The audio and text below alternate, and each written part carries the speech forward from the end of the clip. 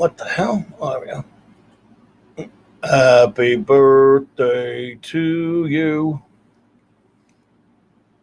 Happy birthday to you. And so on and so forth. Welcome, everyone. Welcome. Did you drop out of there for a second there? Ash, I think that you lost you for a minute there, buddy. Yeah, I did for a set one partner. I think Jad's dropped out, or is he still here as well? That's okay. We might not let him back in. Happy birthday, dear Superman. I love you. Welcome, everyone to Clobberin Times, issue number 93, 793 overall. Before we get to business, I want to thank everybody who was here last night for the Star Trek stream. What a wild time. It was unbelievable. And my buddy Ash here was with us. He could tell you that. We had a wild chat. Oh, yeah, it was great. Oh, my goodness, man. I had so much fun. Yeah. Raquel's just awesome, isn't she? She's yeah, definitely. And, thanks to my wonderful first officer, the beautiful, wonderful Raquel. Thank you so much, my dear, wherever you are out there. I love you. You are the best. I just a terrific time, and interacting with that chat is so much fun for me. The both of us really, really look forward to it, and we have just a fantastic time. And today's going to be fantastic too, because we're going to talk about, well, sentimentally, my favorite superhero, of course, as you all know, is the ever-loving Blue-Eyed Thing. But to me, the greatest superhero, and he's really my second favorite, but really I acknowledge him as the greatest. He's the first, he's the greatest, is, of course, the Man of Tomorrow, Superman, and I love him. And every year on my Clobberin Time, but it was on Blog Talk Radio, and now over here, starting at YouTube, it's going to remain a tradition. It's going to remain a tradition to celebrate his birthday, even though, of course, his birthday is February 29th. And, but anyway, a few announcements, of course, tomorrow night. We'll be reviewing, of course, WandaVision, the latest episode, of course. Hopefully some friends will be joining me for that. I hope they will. And, of course, dude, there's a mute button for a reason. When you have to cough, you hit the button. Just mess with you. All right. I know. All right. I'm just saying this there for a reason. Dude, I'm trying. You got to be a pro, man. I'm trying to teach you to be a pro here. But anyway, I know. Tuesday night, of course, I will be over there with the great Loki and the gang for the Comic Roundtable. Then back here Wednesday night for open that. I wonder who that was. Yeah, that was my phone. Sorry. Dude. Ash, will you kick him in the nuts for me? Anyway, we will again Wednesday night doing Open Geekness, but of course, hopefully some friends will join me to review Superman and Lois, the latest episode. And then, of course, Thursday, the big global geek gang, as we call it now, Thursday afternoon, 1 p.m. Central. Saturday night, it'll be back to Star Trek. And what I'm getting, but a week from this coming Thursday, I will hit episode number 800. And that'll be it'll be just so happens to fall on the Global Geek Gang Day. So we'll celebrate that. But anyway, before I get started, I of course, I'm gonna say thank you to the great Ash Singh, who has joined us tonight, in spite of his avatar. Just kidding. Thanks for having me. I pick on him for his avatar. He'll go to Nick Cage. Don't do that. At least Henry Cavill looks. You know what? You've asked for it now. Oh, no, don't. There you go. Just Goodbye, for you, Ash. Thanks for joining us. All right, Ash, you've earned this, buddy. You've earned this. Oh, come on. There you go. All right, this is for you, buddy. But I would rather Cavill any day than Nick Cage. Although we don't know if that movie got made, it might be really funny. If nothing else. Oh my goodness! But and again, Ash and Jed are here with me. Hopefully, some other friends will join us soon. I want to thank everyone for being here. I'm going to go to the chat now and thank this wonderful chat. If I can, I hope I can cover everyone. The magnificent Problem Being is here. What's up? Always great to see you, my friend. The great Maddie's daddy. Hey, buddy. Appreciated your participation last night. Love you, bro. You're the man. The great Eric Kay and the great Chris Persia. Two monumentally brilliant, fantastic wrenches are here. The beautiful and magnificent, wonderful Purple Valkyrie. Purple, it is always a pleasure. The great Lord Thoth is here. My good friend Avon Lives and LLL. By the way, Problem Being to you too, of course. Avon Lives. difficult to pronounce name, but I'm never going to give up trying, is my good buddy is here. For those who can't spell it, that's how you spell it right there. My favorite name on YouTube to say is here. My good buddy, Dr. Hercumonkey. I just like saying Dr. Hercumonkey. Let's see here. Alex James, good to see you, my friend. Thank you for being here. We got some other friends who have popped in, I think. Tim Myers, my good buddy Tim Myers. Thank you, sir, for popping in. It's great to see you, my friend. Let's see who we got. Hey, our good buddy, your Muslim uncle. Man, appreciated you popping in last night. It's always a pleasure to see you, my good friend. Thank you for being here. Let's see here. Disaster area. All right, Hot Black Desiato. It's here. All right, man. It's great to see you. And let's see. I think I may have caught everyone. I think I have. But if I have not, I'll try to catch you later. So thank you all for being here on this auspicious occasion. Every year, I like to celebrate the birthday of the man of tomorrow, the very first superhero. Kal-El of Krypton, Clark Joseph Kent. Yes, I have my biases. My biases. Usually, most of my biases are against Jed, by the way. But, you stole my picture I was going to use, so I had to do my backup.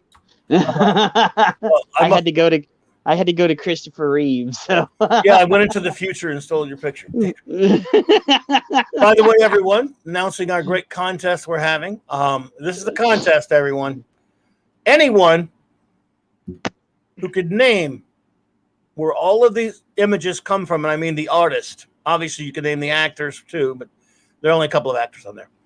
If you could name who drew it, yeah. If you can, you might win $1 million. Emphasis on might. Right. Dun, You might. dun. Well, because it's true. Anybody might win $1 million. People have won $1 million before, right? So the coincidence that you could name all of these, I can, but so even I might win $1 million, but we kind of doubt that. But the coincidence that you could win, like name all of these images and win $1 million is a possibility. That's all I'm saying. That's all I'm saying. So there's a great possibility. And if I had $1 million, yes, Purple, I did add more to it. I'm addicted to my stupid phone photo editor thing. Oh, he keeps adding every single time I turn around. This is completely different. This is different from the one I showed the other night. I have a totally new one, actually. Yeah. But yes, I wish if I could make it bigger, I would. I don't think you can do that. So I can't magnify it. What phone app is that so I can use it? It's on my Droid photo editor. It's not even an app. It's just my regular gallery. It's fun. It's ridiculous, but it's fun. But so yes, I did add. Yeah. Now Maddie's daddy says it's too easy. It is for me, and it might even. I don't know. I challenge you on that, Maddie's daddy. But to be fair, no one can see this thing either. But I did add stuff to it. I couldn't stop myself. Let's see here. But Superman means so much to me. The Superman family means so much to me, especially this era. This is Silver Age. My favorite Superman is the Silver and Bronze Age version of the character. But we all know, folks, that well, you can name a lot of the artists, but some of these artists. I'm going to name them. I will name them all. It'll be boring everybody to tears if I name them all, but I will for you. Don't worry. Let's see. Let me. Oh, by the way, that was fine. The picture for you all. Oops. That was a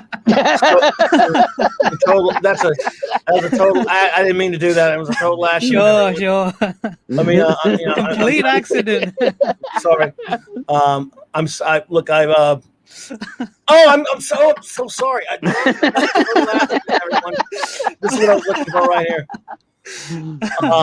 How many of these do you have? Only 2, but I looked for more. Oh wait, I have to- a ton of them on my Facebook. I wanted to find a bunch of Oh, nasty. God.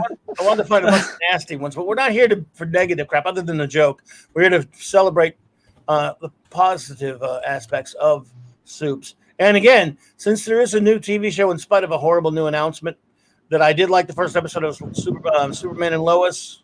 We'll have that up there. But let's see. Superman, of course, the creation of 2 kids from Cleveland. Jerome Siegel and Joseph Schuster. Some don't know, there was the hey, Explorer of the Multiverse, nice to meet you. Some do not know that originally in Siegel's original story that he was writing, Superman was a villain, a bald villain, really.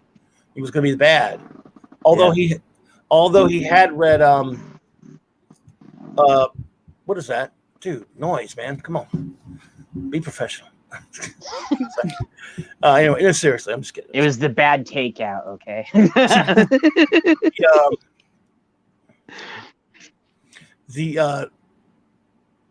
Let's see, the pulp novel, or the pulp story by Philip Weil called Gladiator was kind of an inspiration for it. This was in the 1920s.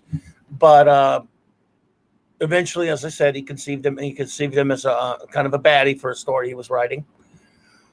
Kip Ellis, welcome. Good to see you. D.D. Myers, welcome. Great to see you. Appreciate you. And eventually, we all know that, Jerry Siegel's one, maybe not all know. Jerry Siegel's father was a policeman who was shot in the line of duty. And it kind of changed the young man's life a lot.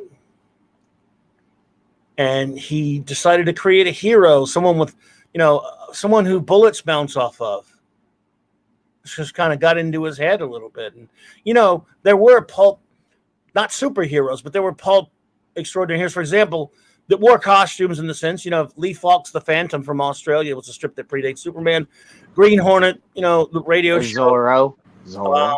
Way before, there are plenty of before, but, Edgar Rice Burroughs' John Carter, but he didn't wear a costume, but he had superpowers. So there had been a couple of superpowered beings. But they decided, for Action Comics #1, for their creation that they would call Superman, that he should have sort of like the circus strongman has an outfit, a colorful outfit. They would do that.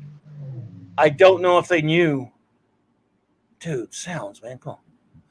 That wasn't me that time. No. Oh, no, yeah, but we have a standing rule here. Even if it wasn't you. I know. Blame me. Ash might be framing you. I know. By the way, Philip Weil's Gladiator, Marvel adapted it into one of their black and white magazine comics called Man God back in the 70s. But anyway, so Siegel and Schuster created a superhero, created the idiom for the superhero, the superpowered costume being. He is the prototype. There are arguments made that that Captain Marvel, no, not Brie Larson. No. The one who says Shazam. Fawcett Comics were coming out with their own superpowered caped being around the same time for originally what was going to be Thrill Comics, then we were going to call it Flash Comics at one point, but Flash was being, they scrapped it, called it Whiz Comics. And the first one was sort of like an Ashcan edition. That's why there's a Whiz Comics number. Well, it's number 2. That's into the weeds. Anyway, Captain Marvel, whom I also dearly love, the one who says Shazam, everyone, but he's not called Shazam. That's the name of the wizard. Exactly, you Muslim uncle. I love Captain Marvel. Yeah, you gotta love him to death. There was a time, when comic books actually had just outrageous sales in the millions. Superman sold over 1 million copies at certain points, even in the Golden Age and the Silver, and of course into the Silver Age.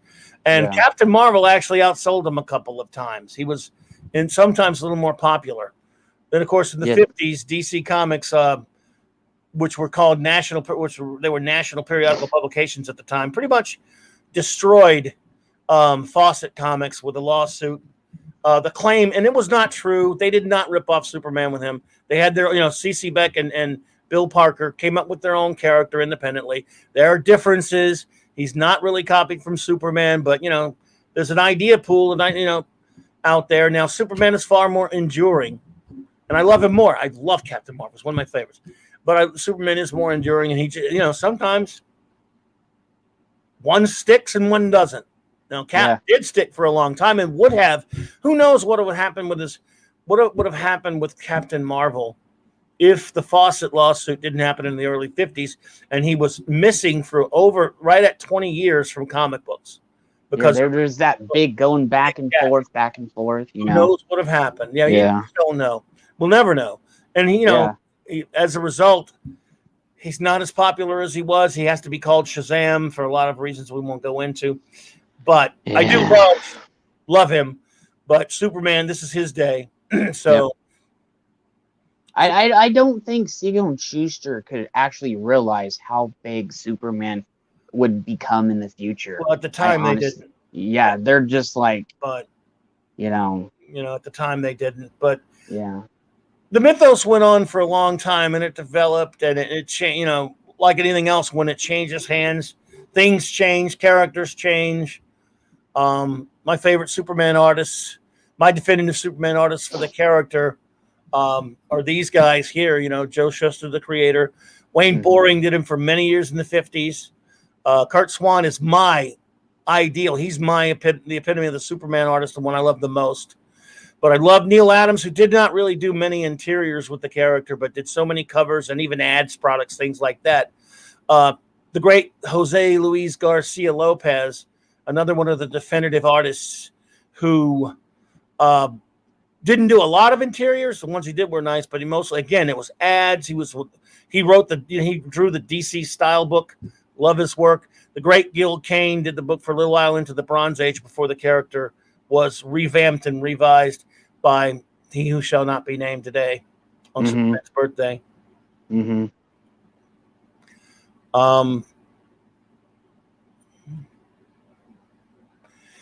Captain. Well, Lee, I'm talking about the real Captain Marvel, not Brie.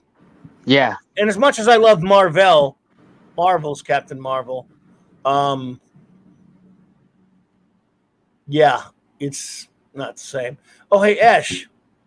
Yeah. I can't see your avatar. What happened? I have no idea what happened. Some bullshit's on the screen. Not yet. Not yet.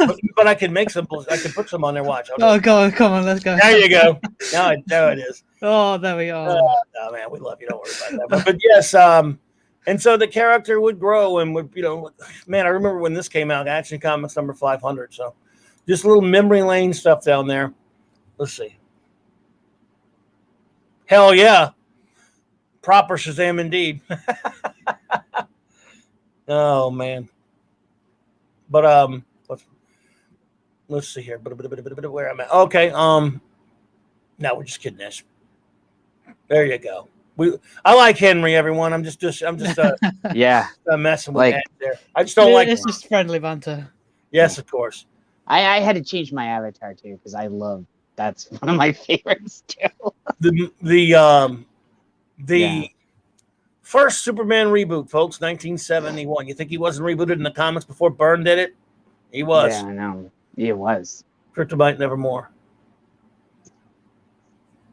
I have like 3 copies of that. Yeah. Well, where we at? You went from the 40s and 50s to 71. So I'm just jumping all over the place with some pictures. Okay. Never understood why Supergirl was so blonde when Superman had blue-black hair. I don't know the reason for that. I've never seen them actually give any kind of reason. They just She is his cousin, so but actually, who I love almost as much as Superman is Superboy. I grew up loving the real version of Superboy, who started around around the early 40s or whatever, and then into the 40s, late 40s, rather 48, whatever it was. Because this is just what I loved at the time. I loved Superboy flying into the future, teaming up with my beloved Legion of Superheroes. Long live the Legion, Lord Doth. I know you're out there, bro. Mm-hmm. But this character's been around a long time. He's an institution. 83 years old. Oh, shit. Yeah, by the way, I agree with Maddie. Maddie's right. The honest trailers for Man of Steel. Oh, my God. I love it, especially the end of it when it says, if you want a Superman, who's basically talking about what a down on the movie is, this is the Superman for you, psycho. Yeah. It is a movie for psychos. It's great. Oh, God. Ash, you should watch that. No, you shouldn't. It might ruin the movie for you. I wouldn't want to ruin it for you. Or would I? Or would I? No. Oh, well, we all know you're just a secretly terrible person and you want to ruin it for me. So. Yes, I want to ruin. I love ruining things for people. Oh yeah, absolutely. I am the ruiner. I get told that too. So, some old comics. Now, let's see here. No, Exploring the Universe. No, this Superboy did not turn into Superboy Prime. Superboy Prime came later. Superboy Prime is basically in the in an old issue of DC Comics Presents, which was a comic book where Superman it was from the late 70s and early 80s. It ran for 80-something issues, whatever it was. Superman actually teams up with a Superboy, quote unquote, from a planet called Earth Prime. In DC, old DC lore, Earth Prime was sort of our Earth in the sense that superheroes only existed in comic books, and they would go to it in some issues of comics, and they had the comic writers there, and there were no superheroes. And then one of them from that Earth became Superboy from Earth Prime. So he wasn't this Superboy from the old Superman as a boy. He was from a different. It's a convoluted thing. But then they didn't really use him again. Then he was in Infinite Crisis and became that villain you're thinking of, Superboy Prime. So he was that Superboy Prime from Infinite Crisis. What's that? Superboy Prime from Infinite Crisis was kind of dredged up from an old one-off type Superboy Prime character. Actually, wasn't that the run that Superman and He-Man were into? Yeah, they had it. Yeah, he teamed up with He-Man. That's right. I love that one. Yeah.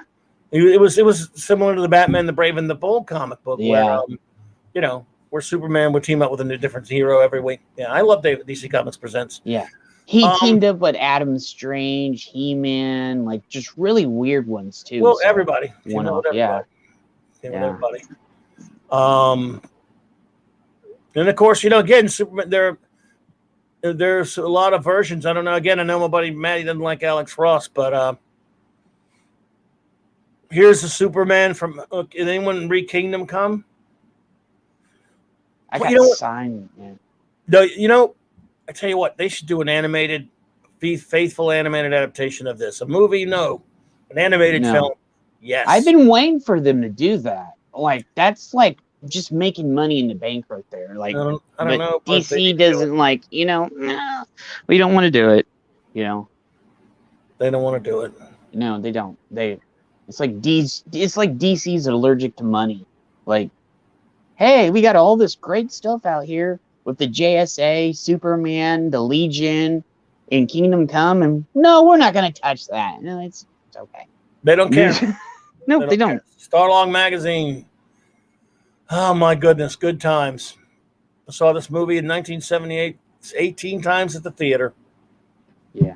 I just love it. Let's see if I saw that opening day, and I was still a really young kid. That movie blew my mind. I already loved Superman because I already was learning how to read through Superman comic books. But when I saw the movie, it made me love Superman even more. You know, so I still have this issue too. I have it bagged up and everything. I still have that one. Yeah. Kingdom Come. Look, I don't. Mark Waid's a nut, and Alex Ross is a jerk off, but I still love his work. Yeah.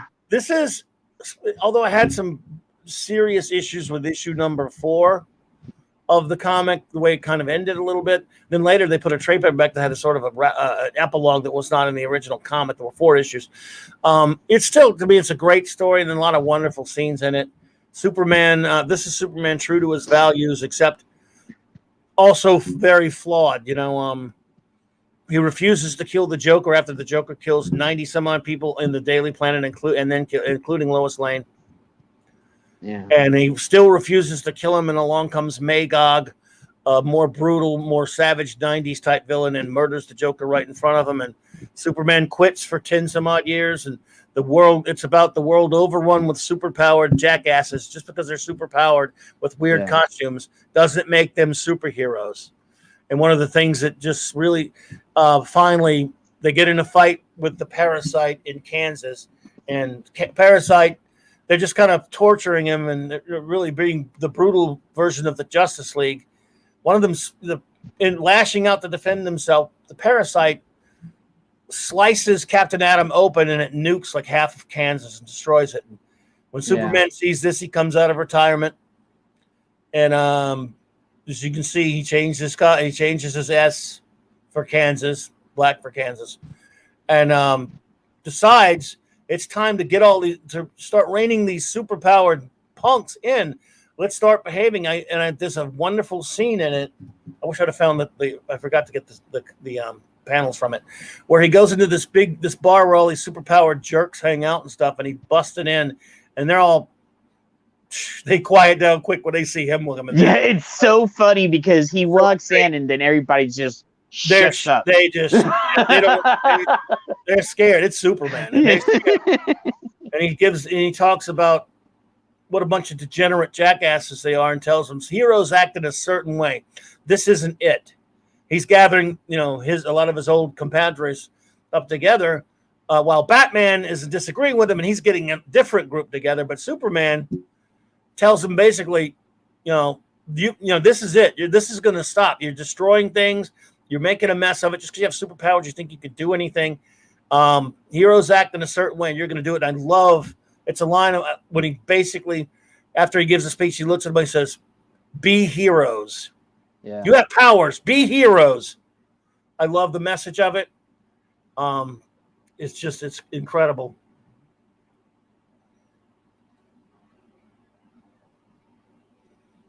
Yeah. Was it is Jar Jar Abrams going to prequel Man of Steel with Man of 10? He could wear an oil can on his head like the Tin Man of Wizard of Oz. JJ likes to borrow stuff. It'll be bad, but it's going to be written by a total scumbag, so it could be even worse than bad. Horrible creature is writing it. Horrible person. But yeah, again, this is why I love Superman so much. That little thing I was telling you right there. He made a mistake. He shouldn't have quit, but he knew he shouldn't have quit. And Wonder Woman had to talk him back into coming. And of course, what happened to Kansas. And this whole story, for those who don't know Kingdom Come, is basically trying to get all these superpowered brats back in order, but also Batman doesn't agree with him. He starts his own group, and it's a really great story. I think I have some issues with the way it ended, but by today's standards, good God, it's yeah. I like you said.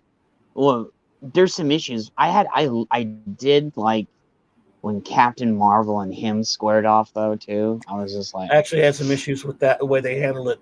I never liked. Yeah, they did handle it shitty, but I was just like, oh my God, they haven't seen each other in years. And he's like, Billy, stand down. He's like, no. I was like, oh boy. Who's fastest, everyone? Who's faster? Ash, who's faster? Flash. You think? Yeah. The world may never know. Who's faster, everyone? Well, the thing is, when the Flash TV show first came out, I got really into Flash. Like I became obsessed with the Flash, and then I started looking around the character, and then I found out Ginger Wally West was the fastest iteration of the Flash, and not including this new female Flash that's come out, supposed to be the fastest ever. Oh, sod up on that. Sod off on that bullshit right I'm there. not going to count that one, but but from what I found looking around it, there was this one story where the Watchers challenged the Flash to a race across the universe, but they had instantaneous travel, and I love this story because it's so fascinating. And the Flash got everyone on Earth to move, and he tapped into the Speed Force to use their kinetic energy and beat the Watchers instantaneous travel across the universe. And so because of that story, I surmise that the Flash is faster than Superman. Like the Superman, he's from what I believe he's only super because of the sun's radiation, and like a few other things. But the Flash can tap into the Speed Force, which gives him a near limitless potential. Yes, well, never a big fan of the Speed Force. That was later stuff from the late 90s. That was, I believe it was Wade. Right here, with these two, because what you're saying isn't wrong, Ash. At this time, there was no Speed Force, and this Superman was... okay. This Silver Age Superman was unbelievably powerful, so it was almost a tie, but even still, I give it to Flash on a slight edge because he's Flash. Maddie's daddy makes a good point that if Flash isn't faster, there's no reason to have a Flash. So I give it to him now. But the Speed Force stuff is a game changer with all this stuff. I wasn't a big fan of it, but yes. Yeah. Someone's quoting Blackadder. Love it. Flash by name, Flash by nature. Whoa. Yeah, but Barry's, of course, the only great Flash. Screw Wally. Wally's Kid Flash to me. I did not take easily to them when they gave Wally Barry's costume. Although his original costume was just a copy of it, then he had the yellow one from Teen Titans, which I loved. Oh, did you see that god awful costume he has now? Oh, I don't. Yeah, it's horrible. Yeah, it's just. That TV show Flash was on Ash on the CW. Yeah. I watched the first couple of seasons. I can't give you a compelling reason why, but I did watch it and thought it was okay. Then first couple episodes of the third season, that just. Go ahead. And I was just going to say that I really loved it because I'm quite into science and all that kind of stuff. So when they were talking about all like the science, explaining the science of his speed, and yes, there was like some mystical seeming elements when they brought the Speed Force into it, but the science of it made it quite fascinating. Then I just became obsessed with it. Oh, I bought a Flash hoodie for my birthday one year. I was given like a glass print of the Flash on top of an old comic, and nice. And all that stuff. I was obsessed. And but now, like as the show's progressed on, I'm sort of like going off the Flash, and then like as I'm getting older, I like more darker stories, things like Ghost Rider, Batman, and a lot of the darker stuff. So I guess everyone changes as they get older, but that's sort of where I'm at. I was there once, believe it or not. Yeah, it's turned into the Iris West show now, basically. Yeah, it's not about Barry. It's not. It's about everything's all about Iris now, which they totally lost the plot on. Right. Well, this here, folks, is my childhood. This is my critical moment with Superman right here, because at the time when this book came out, Walden books in the early 70s, I forget the exact year it came out, and I don't know. I don't know if I got it for Christmas or whatever it was. I was at the store and I said, "Mommy, I have to have it." I don't remember exactly, but this book, of course, reprints a lot of the crucial stuff over the years, just as it says, Superman from the 30s to the 70s. I still have it. They later did one Superman from the 30s to the 80s, a revised one, but my copy of this, I don't even have this dust jacket anymore. It's a hardcover. I got this for my birthday one year, so when I was little. This thing is just... It's awesome. Because, and again, it's it's my formative Superman indoctrination, really, because at the time I'd only seen the Filmation cartoon, which I do love, the '60s one, and both of Superman and Superboy. And so this here, really, and there you go. Yeah. Yep, I was. Oh man, I don't even know if I was 7 or 8 or whatever when I got this, and this just never. Tore it to pieces. I don't mean destroyed it intentionally. I mean I just wore it out. I just loved it so much. And, my parents had to buy me another copy because I read it so much. Mine was intact. Actually, I don't have my set in this anymore. I actually take it back. I had to go get the one Superman from the 30s to the 80s, because this one was destroyed when it got in a flood thing. Yeah. And of course I had this model too. This was a Superboy model kit, Dave Cockrum cover. Wish I could find the picture of the model. Oh well, I'll find it somewhere. Yeah, but that's my childhood right there. Superboy and Krypto. I love them both. I loved, as a kid, it captured the imagination of a lot of kids that Superman, whom we all loved, was a boy superhero as well, and had a dog with superpowers. To us, that was, again, in simpler times, of course, we loved that idea, that thing. And of course, it was just made even better by the fact that not only did he have a dog to hang out with, with superpowers that could fly everywhere, that he would be able to go into the future and hang out with his teenage buddies that were a bunch of superheroes in the 30th century. So this kind of stuff really resonates with a kid. And I loved it. And that's why I love this character so much. He's got all this versatility, and I love Silver and love the Bronze Age. There's him in the Fortress from a Treasury magazine I have called Superman and His Amazing Fortress of Solitude. Let's see. I love this one too. Yep. I have this one too. Like literally everything you're showing, I was like, oh my god, I have all this. No, Maddie's daddy. I don't hate the original. I love him just because he had lesser power. He's not super whip. I never said that, but I don't know. Not me. I think, when he was first conceived, yes, he didn't fly immediately. He was leaping and stuff, and he could leap tall buildings in a single bound, though. And he had superpowers. They just, over the years, other writers, well, actually Siegel did a lot of it too, but other writers like Otto Binder and others definitely added things to him, and his powers did increase into the Silver Age and even Bronze when he was. Yes, this is true, by the way. He moved planets. Yeah, he did. Oh my god, he did. Like, his power level has gone up and down over the years multiple times. But at one time, he was powerful enough just to move planets by just pushing them. Like, they did a really weird story, too, where he was just playing, like, pool with planets. Or I don't remember. It was a really odd story, too. Yep. It was just... I was just like, oh my god.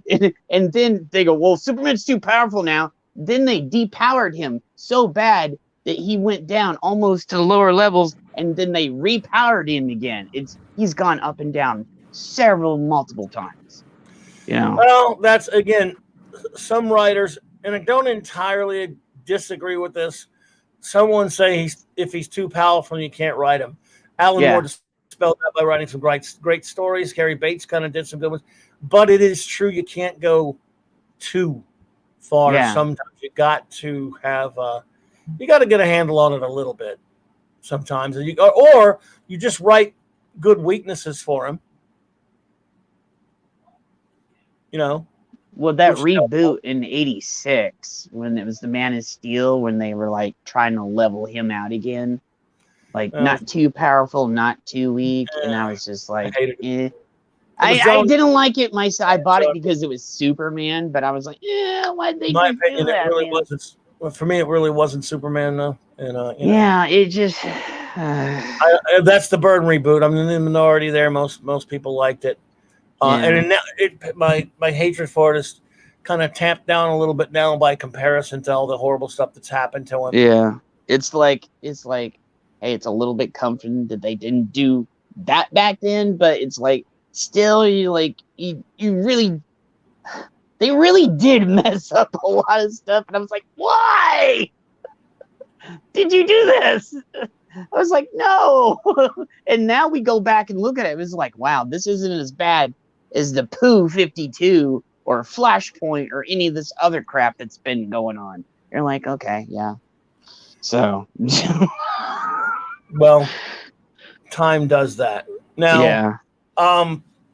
Here's something that a 12-year-old comic books fan, a Superman fan, but also a fan of Marvel and DC, which I was.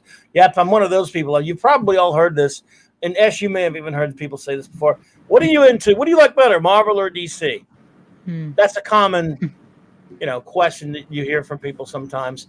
And there are people who prefer one or the other, which is, perfectly fine. Some like both. Yeah. Some like one or the other. Some prefer one or the other. All great. And I always say, love them both. I love both sets of characters. At any given time, one had better stories than the other here and there, of course. Yeah. But I loved them both.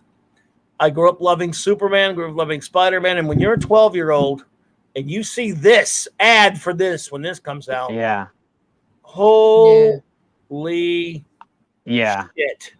I can't tell you, like you 1976. 12 years old. Okay, everyone, I'm old, I get it. But yeah, this was big deal. This is big stuff to me. Comic books were mostly at 7-Eleven, corner convenience stores, and drugstores, and we didn't have newsstands where I'm from. And they were on spinner racks, but you had to go to the drugstore for these big ones, these Treasury editions. Which I have a big Treasury edition collection, and I started to panic when I started to realize this format was Treasury edition, and it wasn't going to be on your normal spinner that I would ride my bike to. Yeah, I had to have it. We had to go to the drugstore to find this thing. And when I saw the ads, for it, oh no.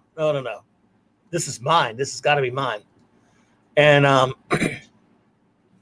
this cornball story here, this is one of my greatest comic book experiences of them all. Mm-hmm. I just adore it. And I don't care who knows it. It's a goofy story. And there's a wrapper, both cover and back cover there. I think the Muhammad Ali one was more goofier than this one was. It was goofier. And Superman versus Muhammad Ali did happen, for those who don't know. I didn't find it. I have both of these. So. But this there's a fight between Superman and Spider-Man. And you might say to yourself, all right, wait a minute, that's lopsided. It is lopsided. Mm-hmm. How could there possibly be a fight between Supes and Spidey? I know you're asking yourself that very question, Ash. You're probably not, but I'm just pretending that you are. Well, basically, Luthor tricks Superman into thinking Spider-Man, who is a menace, according to J. Jonah Jameson, has kidnaps Lois and Mary Jane, and he goes after him, and he irradiates Spider-Man with red sun energy, so it weakens Superman, and they have a big fight.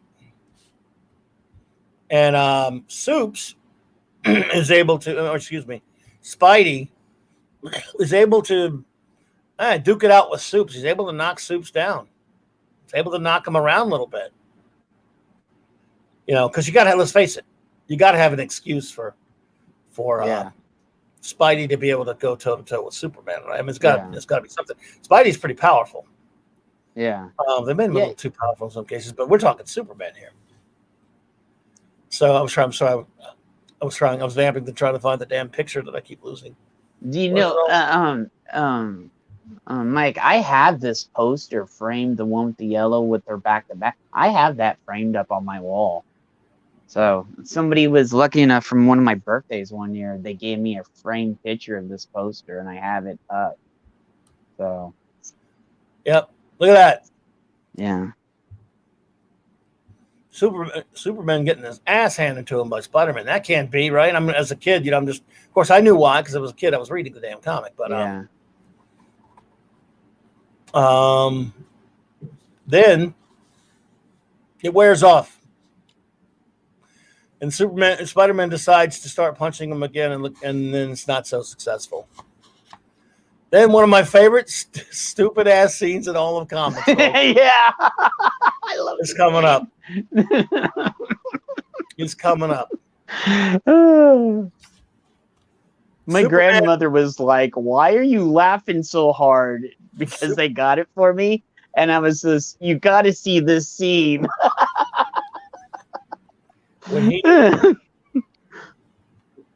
Well, he's had enough of getting punched on, but then he kind of reacts with throwing a punch back at Spidey. But then he realizes, because he's so fast, Superman, he's able to think faster than his fist. He goes, I have to pull my punch because he knows he'll kill Spider-Man. So he pulls this punch right there at the edge of his face. But though the punch is stopped, the wind blast is not. And the wind blast sends Spidey like 5 miles. I had it loaded up. I thought I had it loaded up. But anyway, sends Spidey like halfway across the city. Without touching him. A wind blast from Superman's punch can send the man. And again, you better be powerful if you're getting sent if a wind blast like that hits you. Yeah. Like Spidey. But this is the fun for me. This one I'm showing this is the fun of Superman. This is the wonderful thing about Superman. He cares about everybody. He's getting punched on. He just decides to lash back and he stops himself. And because he's so powerful, he doesn't even have to touch Spidey to hurt him. He could flick him with his finger, his little pinky, and still hurt him, Yeah. That's right. He just let's see. I wish I had that one. There he goes. That's from the wind blast.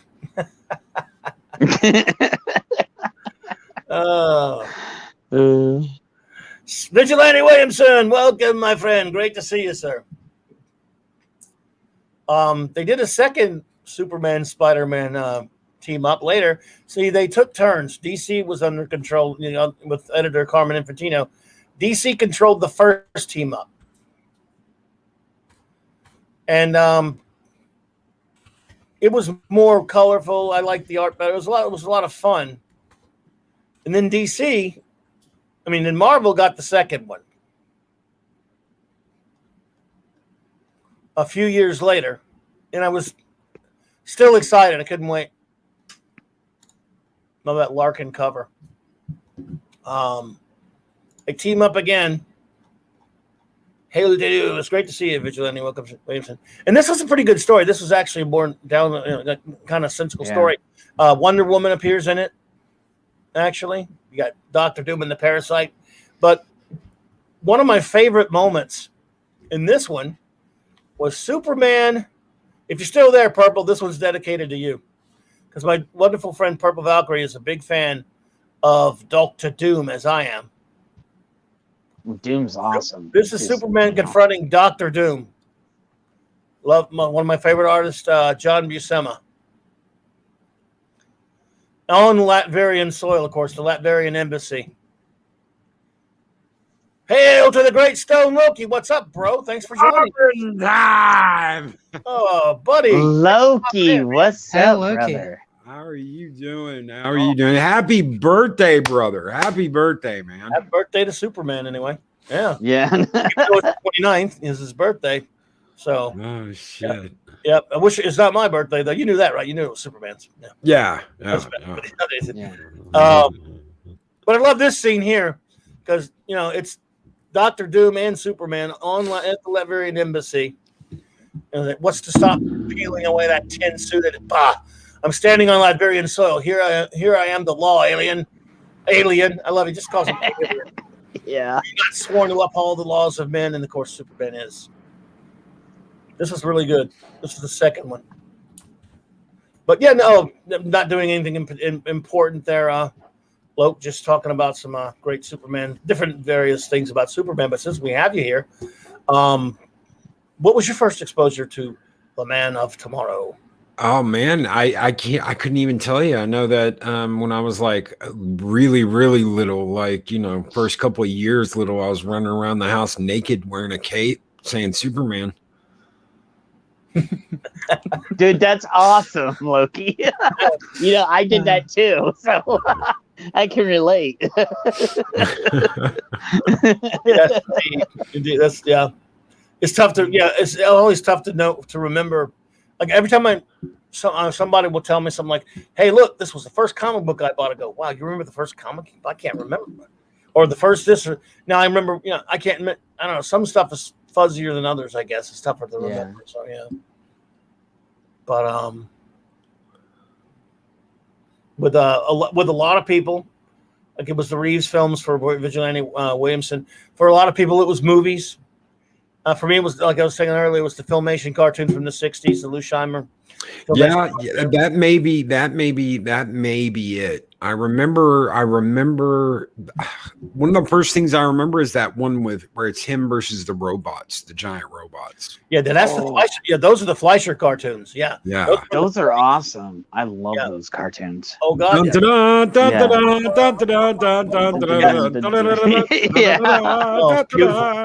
yeah.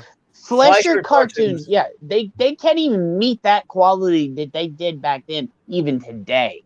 Like those are just the detail and everything, and those cartoons are just mwah, the announcer too. That's faster than a speeding bullet, more powerful than a locomotive, able to leap tall buildings in a single bound. The amazing Man of Steel, Superman, standing for truth, justice, and the American way.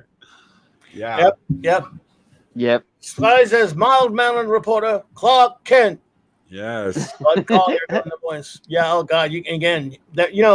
I have them, of course, on like everyone probably does on DVD or whatever. But sometimes when I was flipping a while back, just flipping around on the big screen on YouTube while I was doing YouTube stuff, and someone had I wrote 6 hours of those just in a loop. I actually know the person that actually has. It's a cartoon channel. They actually got the rights to all the. Well, some of it's public domain now, and then some of the other stuff he actually paid for it. And I go on there and watch it all the time, even though I have the DVDs, for everything. So yeah, it's on YouTube. If you guys want to see the Fleischer cartoons, there's somebody that actually does a channel. They have Looney Tunes, everything on there, but all the Fleischer cartoons too. Fleischer cartoons are as Maddie's Daddy points out correctly, they were the first one to introduce flying Superman. He was kind of leaping before that. They, like the comic book at the time, that were relatively inconsistent with that. If you'll notice in some of the cartoons, he's flying, flat out flying. In other ones, he's leaping and gravity's affecting him. It's like they were kind of back and forth with it. Because, but they did. That's absolutely right. Thank you, Maddie's Daddy. Here we have Superman number 400 from the mid-'80s. I was excited to get this one. Yeah, me too. There's some good stories in this one, actually. Great art by a bunch of great artists. Even though I don't usually like Howard Chaykin, but I do love this cover. I was at the comic book store on the day this came out, 2 hours before, jumping up and down just so I could get into the store to get this. I was that up to get this.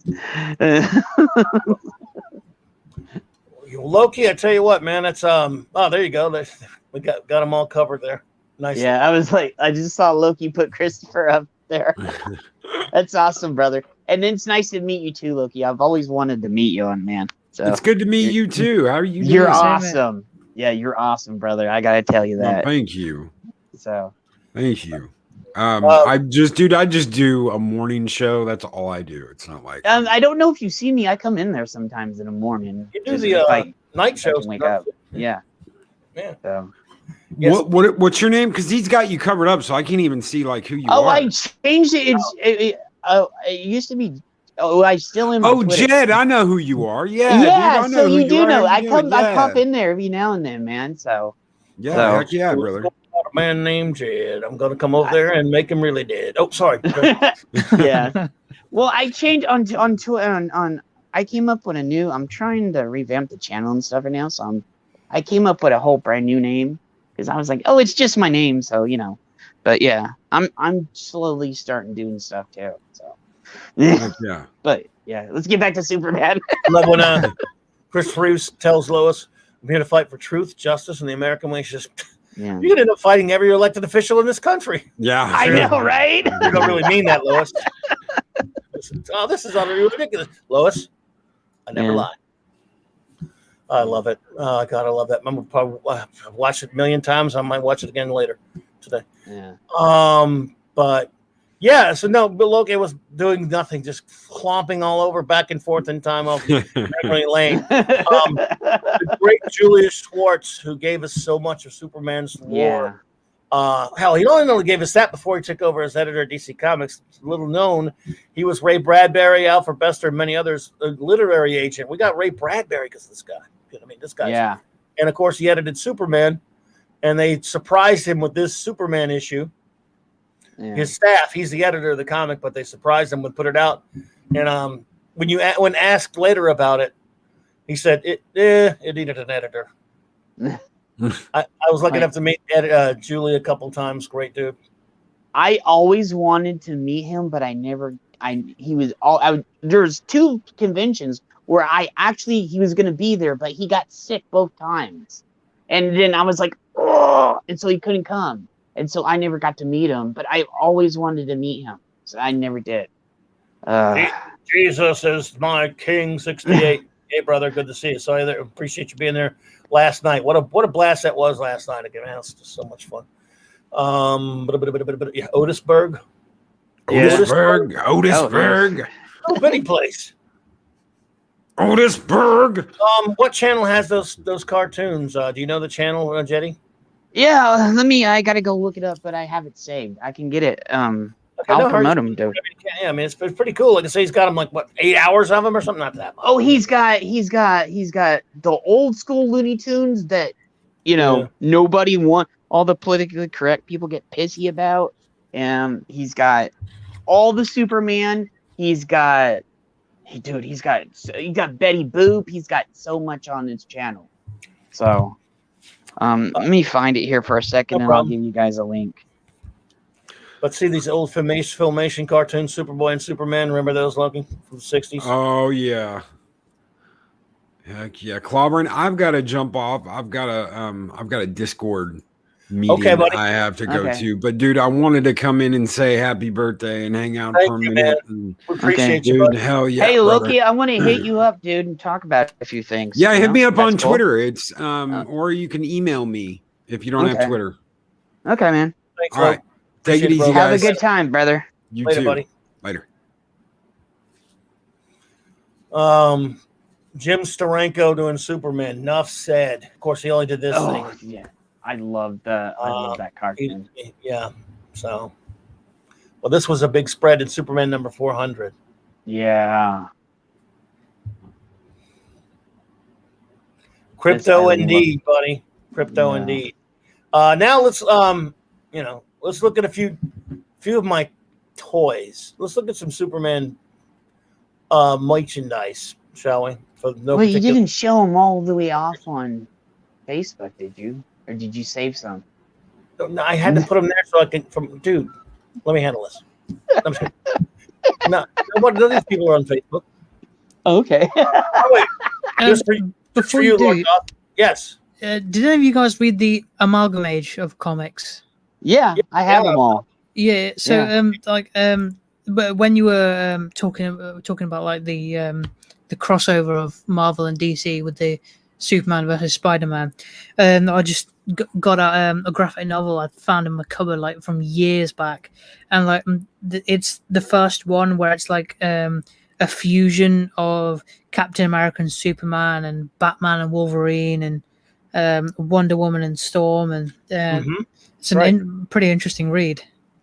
Yeah, I liked. I actually kind of liked some of those. I liked Super Patriot. Dave Gibbons did the art for that, and it was basically Captain America and Superman. You had Dark Claw, that was Wolverine, Batman. You had Iron Lantern, which was Green Lantern, Iron Man. You had there were a few others, and but yeah, I actually enjoy those. It's pretty good. Yeah. But yes, toy time, folks. The toy chest here. Of course, I've showed this one before. My Legion of Superheroes Matty Collector plus my DC Direct Legion of Superheroes. This is for you, Lord Thoth. Well, to see anyway. I can't give them to you. So I would give them to you. I would if I if they weren't already promised in my will, I would give them to you, buddy. And on the top, the PVCs of the original, the Silver Age Legion, right there. I love it. I love these guys. Oh, and also some PVCs at the bottom. You might want to tell them the story about Invisible Boy right there. Yeah, there's jackasses. Yeah, tell them about that. Asses. No, it just pisses me off too much. They made this set. They made it 13 slots. For some reason, I guess they needed it to be that way because of the I don't know what they're done. They could, and instead of putting when we made this order for this figure, you had to order it online. You had it sold out in about half an hour. This was back in 2011, and I had to waited for it for a year and a half. Had to skip work. Had to be there at a certain time to get this from Matty Collector. I'm talking about the big box you see there now that folds into the Legion Clubhouse, and these assholes, instead of putting a 13th figure in there, they put a joke on there because there's a Legionnaire called Invisible Kid. An empty bubble. They said it's Invisible Kid. Ha ha. Fuck you, cheap motherfuckers. Mm-hmm. Now below there you can see I have the Silver Age Invisible Kid from DC Direct right there. Yeah, he's invisible, all right, you dicks. Fuck you. Your ethics are invisible, man. You cheat. I mean, how much this fucking set was, and now it's going for $400 and $500 at cons and shit. Oh, dude, it's even. I've seen it for even 800, 1,000 now at some places. Dickheads. So God, damn them. Well, yeah, I'd like to have it, and not only that, they should have done different characters. Anyway, here's this is some Soups and some Batman and some Robbie the Robot, even some Fantastic Four. If you look close enough, and of course my Thor statue, but. Let's see here. Okay, I'm just putting the link in. This is for the channel. He has everything on there, and he has legal rights to do this. So you guys won't be getting any trouble. That link right there that I just put in there, he's got old school Looney Tunes from the 30s, 40s on up. Superman, Betty Boop, everything. He has 2 or 3 channels. So go and subscribe to him. Dude is awesome. He's keeping like the history alive where all the idiots want to cancel all that stuff, So yeah, that stuff, it's the real stuff, and it's not edited either. It's I don't know how to get away with it. Yeah, so go there and subscribe to him. Okay, go ahead, Mike. Kurt Swan Soups. Yeah. Schuster Soups. Kirby Soups. This is pathetic. I should not have all this stuff. Too old for it. No, you shouldn't. Should give it to Ash. Have all of it. I'm too old for this. No, you're not. Does anybody know who this? Anybody know who this is besides you? I know you might know. You might know, Jed. But yeah, I'm thinking about that. I know Lord Thoth knows who this is. Wait. Oh, that we. Okay, yeah. That's how I'll get the name every time. See if the money in the chat gets it. Who is this, everyone? Yeah, the compass. I couldn't remember the name. It started with a C. The compass done, Superman. Man. Yeah. So. Yeah. So. Yeah. I know who that is. I got the comic and everything. Metamorpho. Yeah. I know you're kidding about Metamorpho. Metamorpho. Jesus. It's like, who are these guys? Yeah. I got the first edition when they first come in. Yeah, it's pretty old. Yeah, that one. I love that one. Martha. Super Bat. Jeez. It's mix and clicks. Golden Age Superman and I made them. They're bad focus, but I figured that would work for Golden Age. Yeah. Golden Age World's Finest before there was a World's Finest. Then, of course, the World's Finest team, also later Golden Age. And yes, Robin did hang out with him. And yes, the scale screwed up. That Superman is way bigger. I love the Superman, but it was from a different line. But I didn't have one bat size. Then some Silver Age World's Finest. Superman and Batman are supposed to be buddies. That's the way it works. Damn it. Yeah. And Batman is the dark, Superman is the light and the hope. You know. So. Yep. You want to see some great Superman stories? I'll recommend if any of you ever read these. Oh yeah, I have some too that I was going to bring up too. Some of my favorites. But they haven't been approved by me yet. Well, you just put up like 3 of them I was going to talk about, so yeah, you're probably going to approve of them. I don't know. Ash, what do you think? Should I censor and screen him first?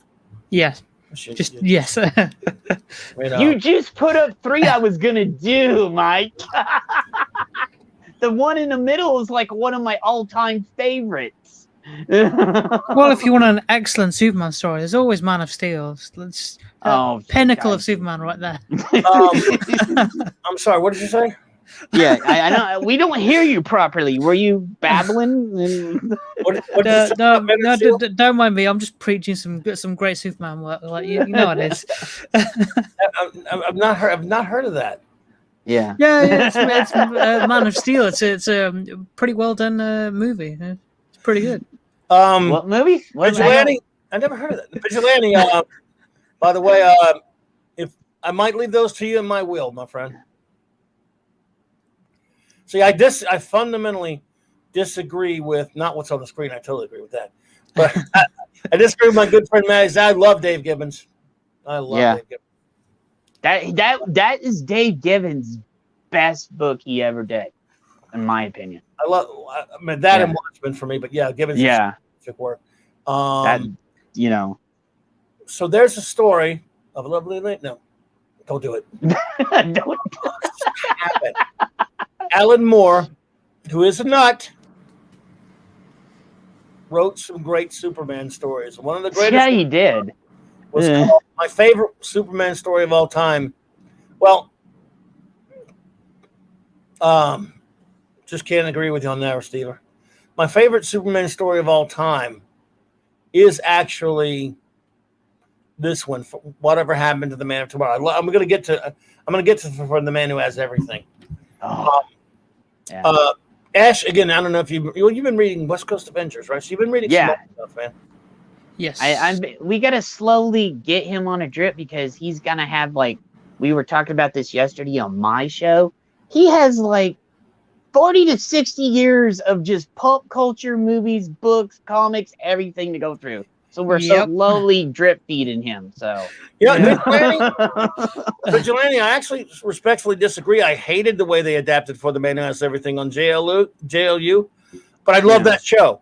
Don't get me wrong, but I really hated the way they adapted that personally. Yeah, but I have to agree with Mike on that one. No, but we love the show. I love the show, but no, Ash, I'll tell you this. This one's more for sentimental reasons. Because this, in 1986, it was the aforementioned John Byrne reboot of Superman, which was to turn him into super yuppie, in my opinion, was coming up. DC knew this because as an offshoot of Crisis on Infinite Earths, but it was rebooting Superman. It was a little after that. And so Julius Schwartz, the aforementioned legendary Julius Schwartz, was leaving the editorialship after zillions of years, many issues. He basically said, he wanted to give him a proper goodbye. Well, Alan Moore, who of course is more well known for Watchmen and the Killing Joke, things like that, and he's done a lot of things I don't like. I think he's a nut, but he was at many times a brilliant comic book writer. Mm-hmm. He was. He told Julius Schwartz, he said, "If you don't let me write," or he said it more like in his voice, "If you don't let me write the last story of the Golden, the Brown, the Silver Age Superman, I will kill you." You had it spot on right there, Mike. Julius Schwartz. Schwartz said, not wanting to be an accomplice to my own murder, I let him do it. And in this 2-issue story, the first issue, of course, both issues drawn by the wonderful Kurt Swan, who was the Silver Age Superman and Bronze Age Superman artist to me. The first issue was actually inked by George Perez, so the art in Superman number 423 is wonderful. Then I'm not a big fan of, I like Kurt Schaffenberger and people like that, but the inking in the second half of the story isn't quite as good, but still Swan. And this is basically all of it coming to a close. He closed up. Now, I've had arguments about this before when people have said have said that it's you bitch about dark Superman like Man of Steel or whatever, and this is as dark as it gets. Even though it doesn't, you can look at these covers, you don't think it's dark. It looks like old school stuff. The ending is super dark. And without giving away the ending, everyone, because anyone who hasn't read this, you really should. Yeah. But we don't want to give away the ending for Ash. He takes more so brilliant. He takes all this look at all this silly Silver Age stuff you see here, the goofiest concepts ever done. He makes a brilliant story out of them, an intelligent, very top-notch story out of it. It has a dark ending, but see, it was an ending, and Superman pays the price for what he does in the story. Don't say anything about Jeb because someone. I ain't gonna say anything. Yeah, it's a wonderful story, but. Okay. But I'm saying if you'd read it, you may or may not like it, but you might go, well, if you're the one that doesn't like Superman doing dark things, this has got a dark ending. It does. But it's dark, but it's so good. Like, I cannot tell you. It's just, yeah. Now, perhaps a better story. Before that, he did to the left. You'll see Superman. I think it was DC Comics Presents 80 something or other, where he did a really good story with Superman and Swamp Thing. That's a good one called The Jungle Line. But this middle cover you see here is a story with Superman Annual number 11. I remember buying this and just being blown away. Yeah. It's probably even better story, but I'm more sentimental about whatever happened to. But this one, this story, whatever happened to the man, For the Man Who Has Everything is a masterpiece. I love Dave Gibbons. I did not like his art as much before. I loved him on Watchmen. This is probably my favorite work by him, though, just maybe for that sentimental reason. I like this one more than I like this story in this annual better than the Watchmen. That says something right there. By the way, not to go back, whatever happened to the Man of Tomorrow, I forgot something. This is something I always like to talk about. Alan Moore was so clever. There was an old saying with old Superman in old DC comics, back in the 60s when all you had to do was sell to kids, and especially they weren't really trying to. Marvel was selling to an older demo, and they were just kind of selling fun, crazy, one-off wish fulfillment stories with not a lot of continuity, and they were criticized for being that way.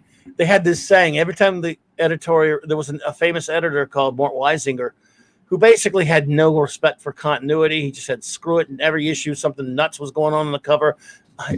Superman is a dick.com, superdickery.com. And every story, they would use an excuse if it was something really outrageous as this is an imaginary story. So, and you can't read this because it's too small, but basically Moore gives this introduction before the title, and it says, Moore wrote this, I love it. He wrote, this is an imaginary story, doing kind of an homage, and then under he wrote, aren't they all? Subtle.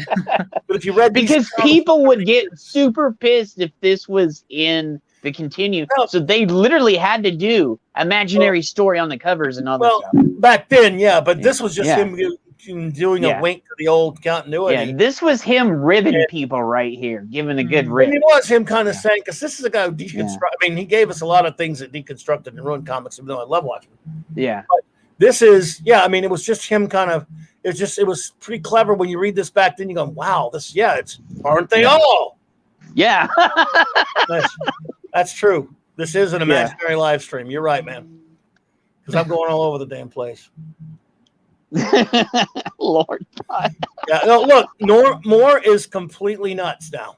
Yeah, he completely lost his shit years ago, though. So, just saying. Yes.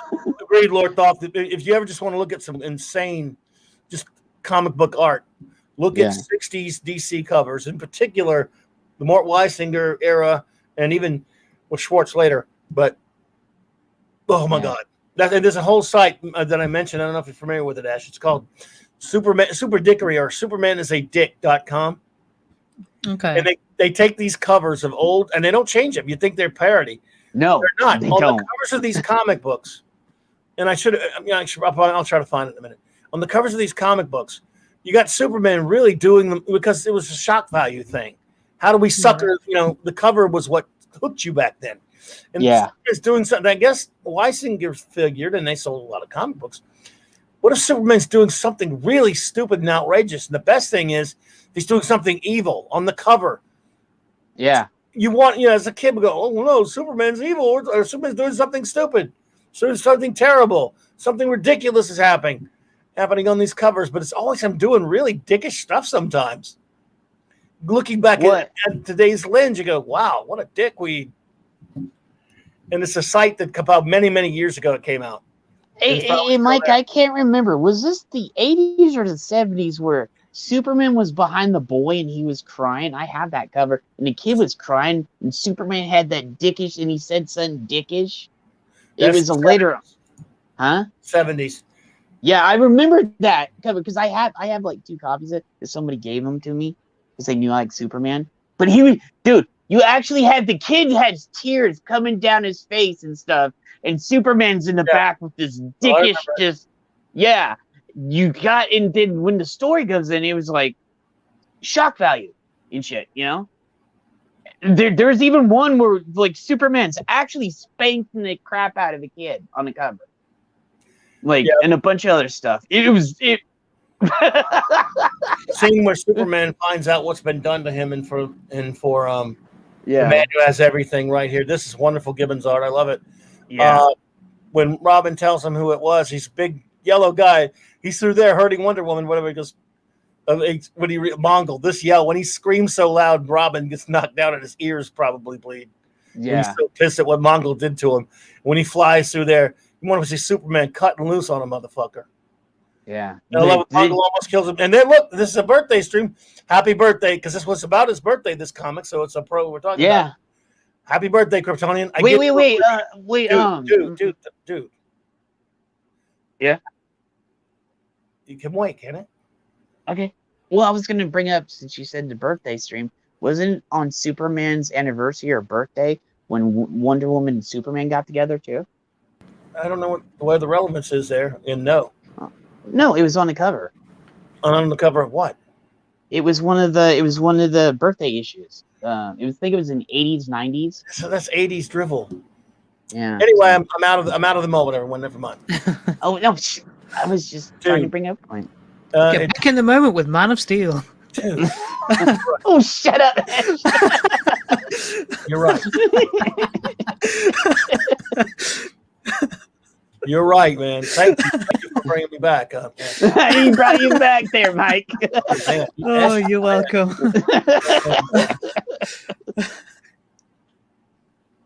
Let's see. Oh, God. Okay, let's go back. I just want to look at this for a while.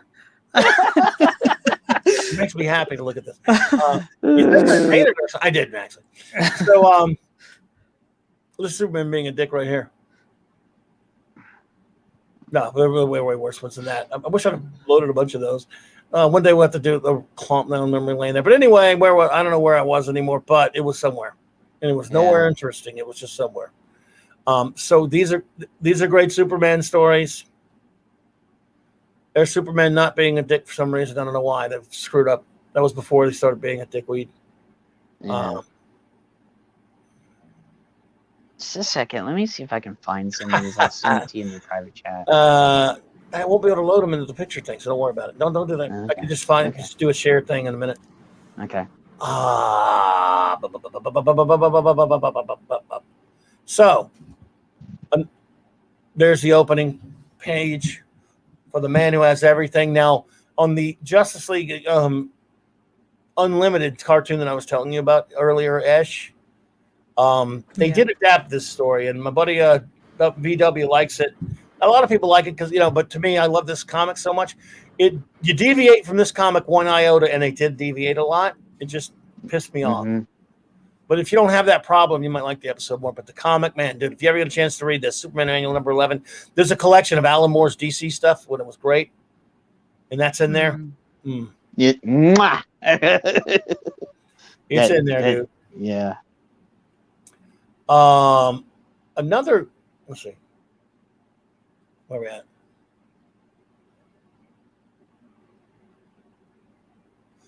Man, what is my favorite? Oh, that's a good question, dude. I'm not sure what my favorite issue that is. Of Comic Adventure, Superboy, Adventure Comics with the Legion issues. Oh my God, I don't know. I think probably I love the Pharaoh Lad story. I love the Pharaoh Lad story. Somebody sold something on eBay? Oh shit. Yeah, I love Gibbons. Sorry, man. I love Gibbons stuff. To each his own. Where were I? I don't know. I'm not. That's a good question, Lord Thoth. I'm not sure. I love the Pharaoh Lad story. I kind of love this. The first. The whole Lightning Lad thing. Let's see. Absolutely, Lord Thoth. Oh yeah, I'm in trouble when Maddie's mad at me for liking Gibbons. Love Gibbons. Yeah. Oh, okay. I got you. I'm sorry, Vigilante. I misunderstood you. That Alan Moore, DC Universe Alan Moore compilation, which collects all of his superhero DC stuff that he did, which was shorter. In other words, he did Swamp Thing forever. That's not in there. He did Watchmen. Yeah. He did he did those Superman stories I'm telling you about, and he did some short stories like he did. He actually did a two-parter for the Vigilante comic. I mean, the Vigilante comic of the 80s. He did some brilliant Tales of Green Lantern Corps stories. Yeah. He did a lot of short stories. Well, there's that trade. Yeah. You can find that trade paperback has those, and there's also one that compiles his Superman stories, so. Hey, that's the one I have, is one that compiles all his Superman stories. So. Yeah. Yep. Yeah, it's not the first printings are going to be more expensive, though. Because I don't remember, I think they went into 2 to 3 prints. I'm not sure. It was either 2 or 3, I don't remember. Because when that came out, you could not find that anywhere. It was sold out everywhere. Oh, yeah. That annual, it was gone. I bought 2 copies the day it came out, and over the years, I bought a few more, How old were you the day it came out? That's 1985, dude. You were yeah, I know. I was like, love that comic. Yeah. I think I was a teenager by then. So I think the Sun Eater story might be the one that I liked the most back then. Lord Thoth, but yeah, I'm not sure. So my Bronze Age Legion, in spite of, I know Cosmic Boys. But if you get the one with all the different Alan Moore stories in it, that's the way to go. That is some great little short stories of different kind of snippets of comics he got to write. So, go ahead. I was gonna say, so they have they have these little treasury editions that they were fat. They were little books, and they had if anybody can find them, they had all the Legion of Superhero and Superboy prints. And they were big, little, thick books that you could just fit in your pocket. They were awesome, and I used to take those to school with me all the time. Yeah, it's not a treasury edition. The one with this here is a treasury edition. Yeah, actually, to be accurate, only Marvel called them treasury editions. Yeah, they were just tabloids. But yes, limited collector's editions is what DC called them. I have a big collection of all these. I love them. I still have that one too. So, there you go. Thanks, Lord Thoth. I love the Sun Eater story. I love, the death of Lightning Lad story. I love the Pharaoh Lad saga. That was the Sun Eater one, right? Sun Eater stories, awesome. Fatal 5, yeah. Yeah. A lot of people don't know the story of Pharaoh Lad. This was, of course, in the 60s. Jim Shooter was writing Legion of Superboy, action adventure comics with Superboy and Legion in there. He was writing stories for that when he was around 13 years old. A 13-year-old kid was allowed to write and Kurt Swan said this 13-year-old kid would send these scripts with outlines and stuff. All I had to do was trace stuff. Yeah. And there was a character called Pharaoh Lad, everyone. And Pharaoh Lad, of course, wore a mask. He wore a mask because, he was a mutant. They said he was a sort of a mutate. He had a mutant. He was been mutated or whatever. They called him a mutant. And so you didn't see his face all the time. And that was part of his story. When Jim Shooter came along, he wanted to, at the time, there were no black superheroes in comic books. Jim Shooter wanted to make Pharaoh Lad black. And the DC shitbags at the editors were too chicken shit to do that. So he just Shooter was pissed. He just wrote a story where they killed him up. They killed Pharaoh Lad, and he's he said, well, if it's not going to do that, screw it. And they I don't know how they even let him get away with killing him, but they did. It was a great story. But if I remember right, didn't in the 90s they went and redid the Sun Eater story, just turned it up. They redid it again. I think it was in the 80s and 90s. For some reason, they kept going back to the Sun Eater story for some reason. Not really. They rebooted it. They changed it a little bit with different people, but it was still the same people. But they changed it up because I had those issues. It's the 90s Legion crap doesn't count for me. Yeah, I know. I understand that. Now, another great Superman comic that I can recommend to you all is All-Star Superman. This was done around in the early 2000s, mid 2000s. Mark D with a C is here. Hey, buddy. Great to see you. Hey, man. Mark. And dude, enjoyed you last night at the stream. Had a lot of fun. I'm so glad you hung out with us. Yeah, the Final Night story had the Sun Eater in it too. Yeah, I hate that. I was really pissed at DC at that point. I didn't like that one. Yeah, I didn't like that one either. Ash, I highly recommend this comic, All-Star Superman, for people who hadn't read. Now this one, and I'm not the biggest Grant Morrison guy. I love some things he's done, and I've hated some things he's done. Yeah. Some people don't really get into the Frank Quitely art much. I love it. His faces are weird. There's no question about it. This got me back. This is one of the things that, there was 12 issues. Now, there's an animated film that adapts it, and it's really good. I like it, but they cut a lot. Obviously, they couldn't get the whole 12 issues in there, if you know what I'm saying. Yeah, but they did cut really a lot out. Well, again, and they had so much time. Yeah, but I know. But they did put in as much as they could. Yeah. Yeah, and it's good. It's good. Yeah, it is. It is good. I like it. But I have no problems with All-Star Superman. I love it. But the comic, this basically it proceeds from an assumption. I guess you could say it's Elseworlds without saying it's Elseworlds. All-Star Superman proceeds from the assumption that unlike all the different revamps and reboots and shit that had happened to Superman, this is the logical progression 20 some odd years later after they revamped him in the 80s. This is what the really, really crazy powered Superman. He's the silver, he's the bronze. If he had continued to exist and never been rebooted in that sense.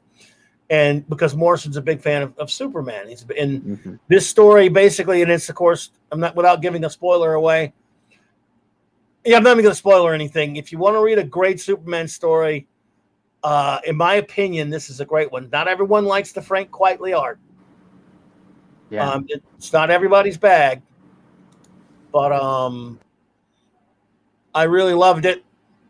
It was it's the last time they've done anything in a comic of Superman that I really, really loved and look forward to. It took a long time.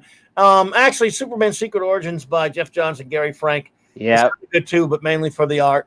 But other than that, it's been kind of, I don't know.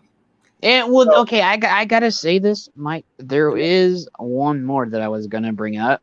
Sure. This was, I don't remember what year it was, but it was it was What's So Funny About the Truth, Justice, and the American Way. Oh yeah. Okay. That is good. That and his speech, and I don't want to give it to anyone because it's gonna spoil it. But the speech Superman says at the end says it all. It is Superman. I would highly recommend everybody go out there.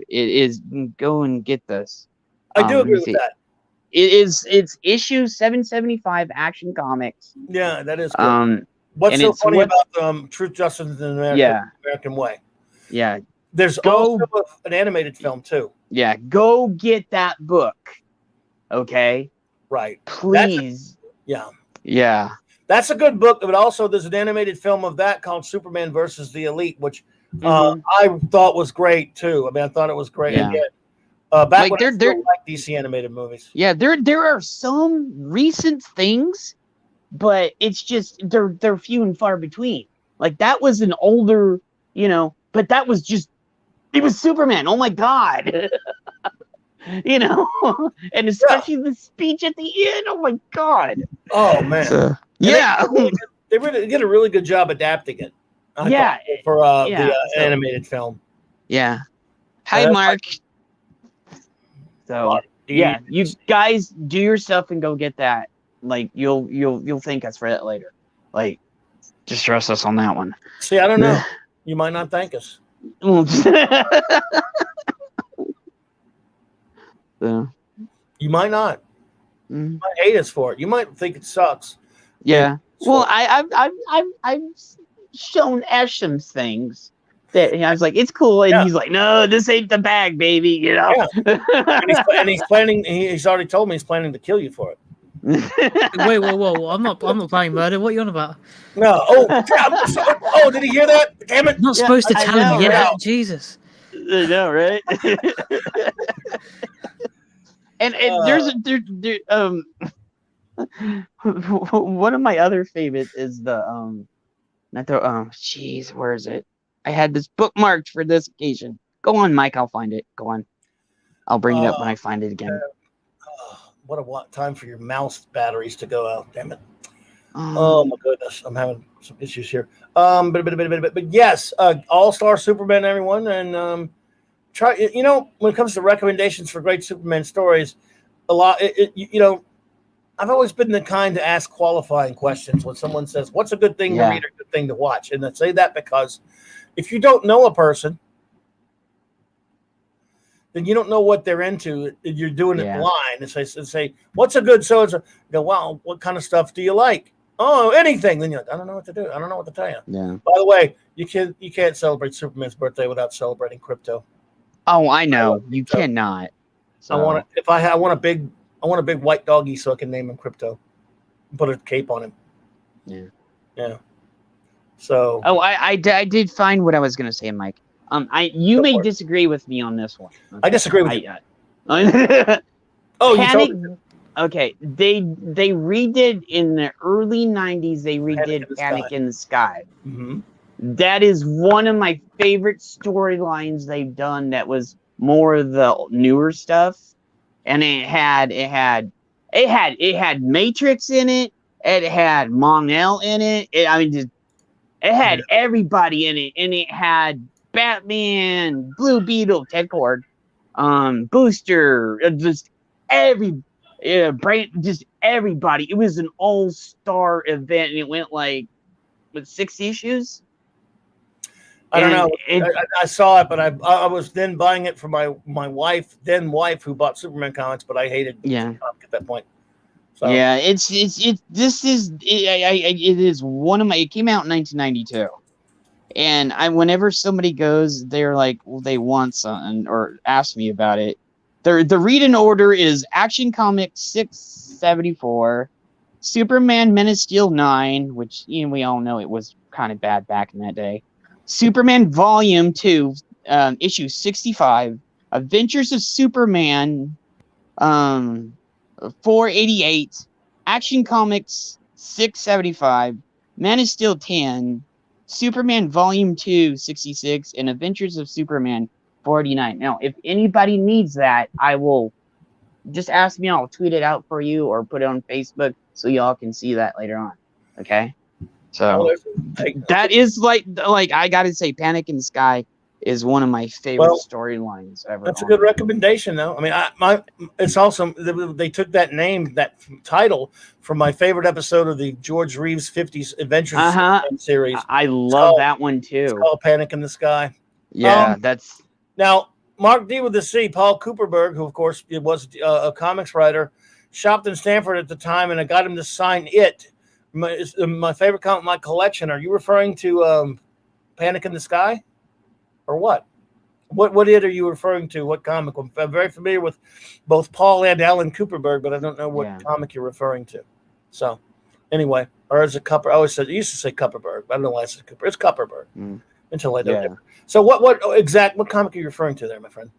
I used to say Cooperberg too. So, but no, Jed, that's a good recommendation. Now that was a well-liked comic for sure. That was an awesome series. Yeah. And what they did is they actually respected Adventure Adventures 5 of Superman. Yeah, they actually respected Adventures of Superman. George Reeve and actually put nods to it in there and extended on it, but actually put the characters in recent times. So I Yeah, so, gotcha. yeah. Always love this cover. Yeah, dude, I have like 3 A photo copies of this cover. I Neil love Adams. it so much. Neil Adams. I actually have a poster of this. I found it. So I love the cover so much. Yeah, So, it's great. yeah. Then there's the Alex Ross version of that Superboy and the Legion cover that I mentioned earlier. Mm-hmm. For let's see here. Damn it! Put the wrong damn thing. Sorry. God damn it! Sorry, having a mouse is going crazy. Need to get batteries for it. You got any batteries? No. Damn it, son of a bitch. Damn it. Do you got a plug-in mouse anywhere around? No. We'll have to do until I get some batteries. We're just going wonky here. My favorite magazine on the racks for the longest time, the thing I love most out there, is Back Issue Magazine. This was many years ago. Yeah. Contrast that with that. Yeah. Look at that. That's just, and I love that cover right there. It's just, oof. That's awesome. Yeah. I like both covers. I like both covers though. Superman 323 was your first comic, Alex James? Man, great. That's a long time ago. Yeah. Yeah, I like the classic version better, but I like both. Yeah. Yeah. I'm totally with you there. I like Mike Grell's version better. Mike Grell's better. But that was a cool cover for Back Issue though. Yeah. I'm with you. I'm with you on that one. Absolutely. Yeah. Classic version, it's way better. But I still got love for the new one too, so. Yeah. Well, it was like some of the covers that were on Wizard too. Some of the covers on Wizard and previews and stuff back in the day were just awesome. I hated Wizard. So many covers, I hated them too. So, but but some of the covers were good on there though. I hated them, but I just hated them. I know they were a bunch of dicks that worked there though, so I knew some of them. They were dicks. Yeah, that's what Wizard was. Let's see here. Ash, sorry, we talk about all this kind of crap that but you had there's probably boring shit to you with all this stuff about comics and everything. I know, but you have been reading some stuff. It's all really interesting. So I just love hearing about all what you guys love from back in the day. Yeah. Well, like I say, there's some. I envy you in the sense that there's some stuff that just some really great stuff out there that if you do get into reading comics, old or new, some new stuff that I don't like, but that doesn't mean anything. Other people do. They will recommend you that might not be my bag, but you have everyone has different tastes. That you would. I think that's just amazing, man. You will see a lot of great recommendations out there. That. Yeah. Well, it's like we were saying yesterday on Jed's stream that there's literally half a century of pop culture I've yet to watch or experience for the first time. A lot of old comics to read for the first time. A lot of films that you guys grew up and watch for the first time. And yeah, it'll be great to just experience that, get great recommendations, and just watch it. I mean, I've never seen old Doctor Who. I've never seen like classics like Revenge of the Nerds or stuff like that. And I've got so much to watch. Yeah, I'm like helping him on a little bit at a time. I don't want to overwhelm him. No, but we're always trying to help, but we're all secretly envy you there. Oh yeah.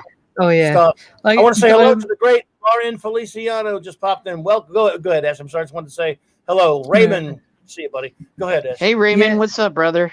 It's nice to see you in here. It's like I hadn't watched Faulty Towers before, and then Jed was like, "Ash, watch this. Nice. We're going to do a stream and discuss it." And I watched the first episode, and I was like, "Okay, this is all right."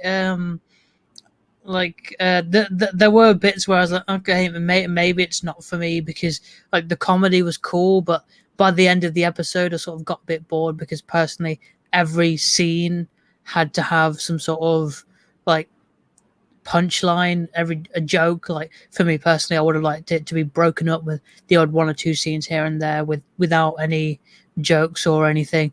But I'm definitely gonna like watch the rest of it. We did have to tell him that that was the pilot episode, and they had to rewrite that pilot episode a few times, so it does get better the more you go in. So that's why I'm gonna like stick with it and watch the rest. I mean, it's like a lot of the old stuff. I'm guessing was like that as well. Just an announcement. The comedy spot. Welcome, sir. Go ahead. We're probably going to do the first episode of Young Ones this next Saturday too. So. No, that was fun. So I have no idea what that is. That's new. Yeah, you're gonna have a ball on this one, brother. love. Young Ones is. I think we probably picked. That's going to be what next Saturday's discussion is going to be. First episode, season 1 of Young Ones. So. Yeah, Lord Dog. I have this one signed by Grell. I got him to sign my copy of this. I love this. This, of course, was one of the very few DC tabloids, not really called Treasury editions, but they just say that was not reprints. And of course, Vince Coletta, his inks make me want to destroy him for what he did to the pencils on Grell on this one, but it's still a great comic. Well, they all just kind of blend in and everything. Nothing just, Coletta sucks. It's a lot of clutter in the. If you look at the art, it's a lot of clutter, and it's just why. I definitely envy. The great Gil Kane called Vince Coletta DC Comics' first sanctioned abortionist. Vinny Coletta. I know it gets a bad rap, but God, it deserves it. I mean, he sucked. But anyway, he didn't do the cover though. The cover was all Grell, and I love Grell Legion. I even forgive him for the stupid costume on Cosmic Boy right there. Yeah. This was, of course, the Lightning Lad and Saturn Girl wedding issue.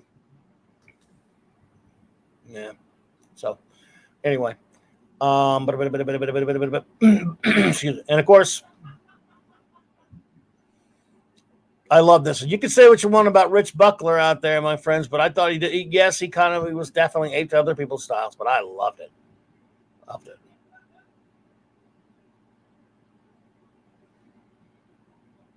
Oh, jeez. Yeah, I love the cover. Claude is here. There you are. What happened to you? Let's see here. Yeah, we're just rolling towards wrapping up the big Superman thing. Because I don't want to keep everyone too long. We just wanted to have a little celebration stream for Superman, because we love him, and well, I don't know, do it every year. Why not? Why not one more? Let's see here. Find a couple of more picks. We've recommended some comics. Let's see. You know what? I have a question to the has anyone out there did anyone ever watch the old Superboy series? Yeah, I did. Live action, that was really good. Yeah. Let's see here. You might have mentioned this, but the best DC Volume 1 Treasury, even though 77 was great. I might mention this one, but the best of, I have all. Yeah, that was a great Neil Adams cover on that Treasury that you're talking about, with that tablet you're talking about. It's just a pet peeve to say it that way, because I'm a Treasury just a tabloid collector and stuff. Yeah, Stacey Haydup. I love it. But here's something, another recommendation. Even though it's Batman territory, it's still one of the things that makes me happy, that brings me joy in life, no matter what my attitude is, that I just love, was the great Batman cartoon called Batman Brave and the Bold. Oh, I love it. A wonderful, as has been said, love letter to Silver Age comics. The first couple of years of this show, they were not, because of lawsuit things and going on, they were not allowed to put Superman on there. Raymond, we disagree on that. I hate Burns' Man of Steel. I hate Burns' Reboot, but you're in the minority. Most people like it. Just telling you, just letting you know. But I'm old. Look at that. Set up, Claude. I just saw him pop in. So I just saw Claude pop in, so I said hi. Anyway, where was I? Oh, so Batman the Brave and the Bold. For the first couple of years of the cartoon, they couldn't really have Superman on there. They had they sneaked him on like the back of it, from like a back view and stuff, but they couldn't do it for a while. Then because of some of the rights crap that had gone on, by the third season, they were allowed to do it. Hey, Didi Myers, thank you. I really appreciate you being here. It's great to see you, my friend. You have a good night, brother, day, whatever, where you're at. We appreciate you. Yeah, thank you, DD. We appreciate you. I hate the Burn Reboot. It's filth to me, but there are worse things in the world, I guess, now. And that's nice. I'm being nice about it now. Well, anyway, there's the new 52, so. Yeah. We get going down that rabbit hole. My blood pressure has certain limits. Yeah, I know. Mine too. So, finally, they were able to put Superman on there. This episode's called Battle of the Superheroes of Batman the Brave and the Bold. I might just go watch this one again. This one brings me so much joy. This episode is my favorite, and there's so many great episodes of the show. Yeah. This is the best for me. This one is a tour down Silver Age Superman memory lane. This is the perfect thing to watch on Superman's birthday for me. It is just fantastic. John Byrne eats baby hamsters at the pet store. There's two things you can watch. The original, the director's cut of the Donner, Superman with Christopher Reeve in this. You know, there's two things, you know. Well, I mean, there's all kind of things. Yeah. All kind of things. But I mean, this here.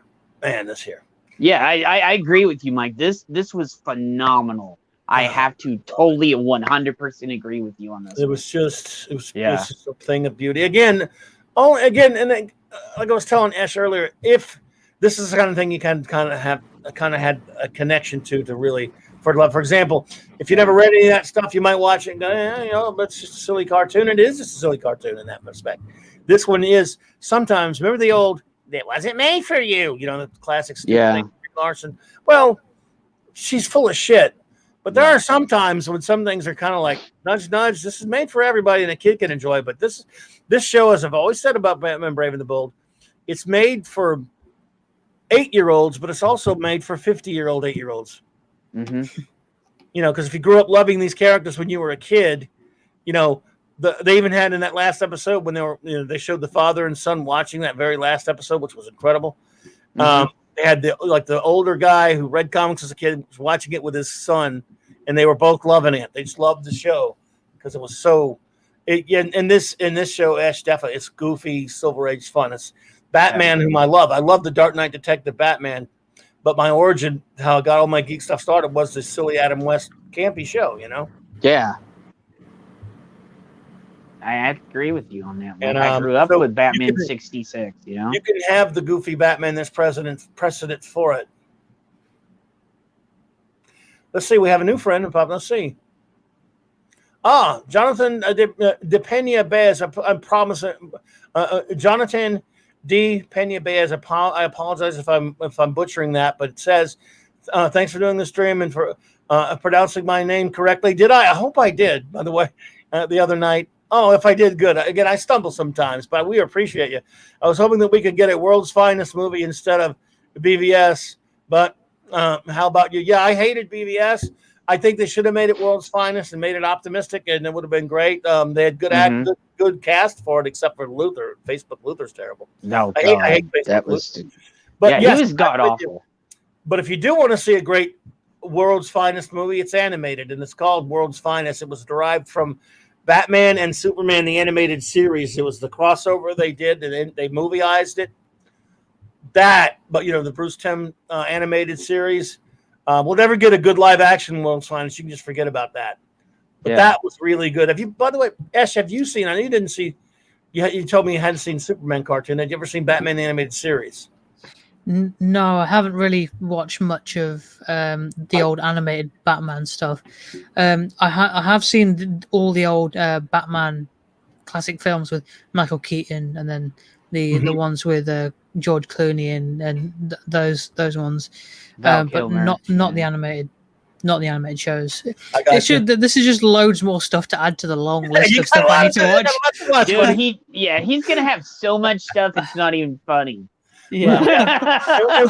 we don't want to inundate you with that. We make recommendations because you might not like the same stuff we do. Like with all these recommendations, if I were to watch everything straight, no breaks, like no food, nothing, no sleep, I would probably be here for. I'd probably be sat there watching stuff for 40 years. Yes, you would have plenty of time. Plenty of stuff to watch to keep you busy. That's for sure. Yeah. There's so much. That's the reason why. Yeah, that's the reason why I only give him one thing at a time now. Yeah. The good thing is, look, the good thing about that is they don't make anything new any good anymore. But you got all that backlog, so yeah. By the way, a visitor is here, ladies and gentlemen, that wants to say happy birthday to Superman. But I have to clear up stuff for him first. Up. It didn't pop in. Man, you damn StreamYards. It's a picture. I'll find it.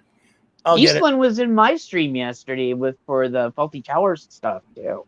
Yeah. So. I'm not looking at the chat. Is Eastland here? Oh. Eastland. Yeah, he was in my stream yesterday for the 3-hour, 30-minute long stream I had. Eastland Burkholder, welcome, sir. Welcome to the Superman birthday celebration on Clobberin Time. A Clobberin Times tradition. Welcome so much. No, it was a picture I was going to load in the cunt ass fucking shitty StreamYard screwed me over on it. Oh, there we go. All right, as I was saying, see if it works this time.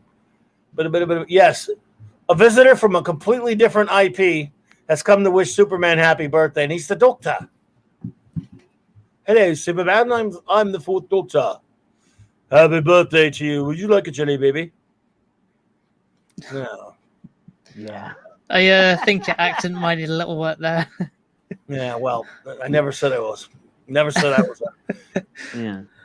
But he does say that, though. He says, would you like a jelly baby? Yeah, I love this cover. Some may suspect that this cover never really happened, by the way. Yeah. Let's see. Can you say cunt ass StreamYard? Yes, you can say cunt ass on StreamYard. Yeah. I was having problems with StreamYard yesterday too, so. Yeah. Well, there's a finite number of pictures you can load. Yeah. Oh, I found that out too. Yes. Hello, Doctor. Yeah. Anyway, well, I tell you what, folks, we have been here for 2 hours, and haven't we? Yeah, man. It's hour 54. All right, everyone. Remember the phrase of the day is. I'm sorry, Ash. You're too good of a sport, man. Just for you. Okay, time. We're going to get to our contest here, ladies and gentlemen.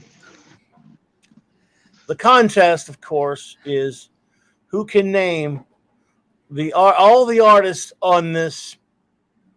If anyone who could name all the artists and some are actually actors on this picture here,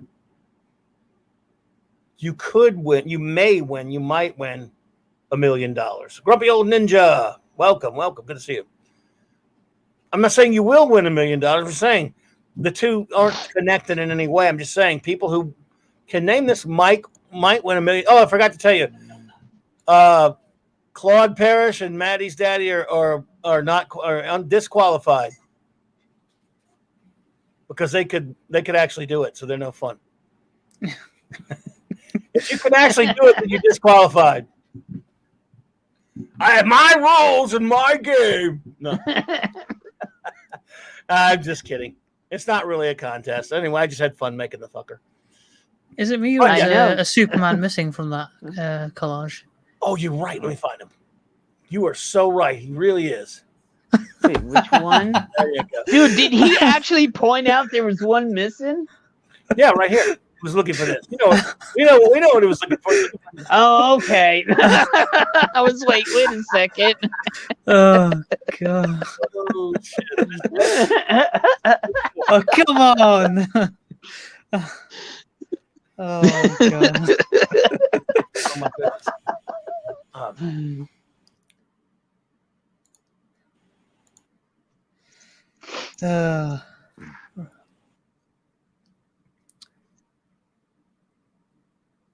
Did we lose Clobby for that? Mike? Yes, I think we did. Right, this is my chance. Right, everyone, go watch Man of Steel. It's an excellent film. You guys are gonna love it. Starring Henry. Oh shit, he's back. Second, let me see if he said something to me. He didn't sing. No, I had to shut the door because I had noise in the background. Okay. Anyway. I mean, the last time you mentioned, come on, who put that up there? he tried to do Man of Steel pitch right there. We would never do that. Like I didn't hear you. No. That's okay, Ash. We have the cure for it right here. Oh god. Yeah, cure. Oh man. Well, I tell you what, everyone, I cannot thank you all enough for being here, except for Jed. I mean, Jed. I meant especially Jed, of course. I want to thank Loki for popping in with us, of course. Grumpy old ninja Kentaro. I just appreciate you being here. I can't pronounce the Kentaro. How do you say that? Kentaro Oi? I'm an idiot.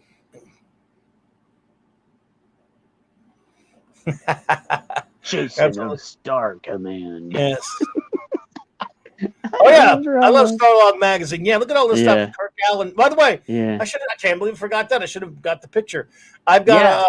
I met Kirk Allen once. Great guy. Kirk Allen is the first actor to ever play Superman in a film. People like the name. Like the name Ray, whatever that guy's name was from the World's Fair. He does because he wore the costume. He cosplayed it. That's different. But the first Superman movie serial, of course, to play him on film in a costume of Superman. Is this Adam West era, or is that? No, this is the 40s. They used to have these movies. Of course, movies that were also since before television was big or anything. They had movie serials, 12-chapter serials of the movies like Flash Gordon and many other things. Well, this was Buck Rogers. There were two Superman serials. There was The Adventures of Superman or something like that. It was or Superman. Then there was Adam Man versus Superman. Excuse me. They did two of them, and Kirk Allen played him in that. And he also has a brief cameo that you can't see unless you see the extended cut of this film, the 78 Superman film. But he was Ray Middleton. I knew. Well, there you go. Ray Middleton was the first guy to wear the costume at the World's Fair in 1938 or 9, whatever it was. But anyway, Kirk Allen played him on screen. Oh wow! And anyway, he was a real cool dude. Met him back in 1988. He came to a con here where I'm from, and great dude. I bought some of the serials from him on VHS and got his signature and bought his book. Nice guy. But anyway, so.